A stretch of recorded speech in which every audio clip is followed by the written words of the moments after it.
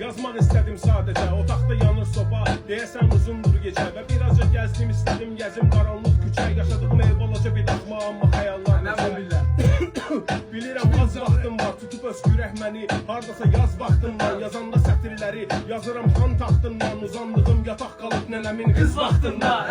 Yine dərim ona məhkum bir bədən sahibi. Ürəyim böyünmür ərdən, yaxındır ölüm təqribi. Anam deyinir hər gün, deyir ki tütünü tərk edin. Mənə görə sadəcə xoşbəxt olmaq ölümü ləngidir.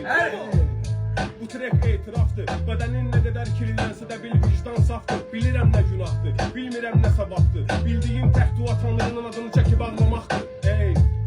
Başqası yoxlamasın, yoluxan hər orqanı çıxarıb yerinə taxtamasın. Yaşamağa pul lazım, biraz da bəxtə nazı. Çəkdiyim ərtüstü, ciyərlərimin əxranası. Həyatda ağır sınaq yox, bu testidə kim keçir? Yaralan hər bölgəni iynə sapla dikir də kim? Ölüb daxilimdə qalan ruhun içindəki bədənin istifadə müddətindən 3 il keçir. Birinin dağıtsaz ömrünü, qəlbini saz qoynamışəm. Gedənli qış olmayın, dolan könülü yaz qoynamışəm. Günahını etiraf et, bir anda az boyuna düşər. Bilin ki mən necə qədər qızın ürəyini raz boynamışam.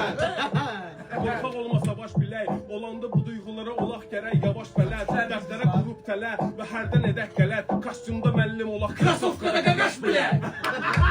Eşədə qalan balata dəyişmir, dünyada möcüzəvi olan tək şey həyata gəlişdir. Ne qədər çırpındım, kasıblıqla yenə də sevişdim. Yazdığım ən möhkəm sətirlərimi manata dəyişdim.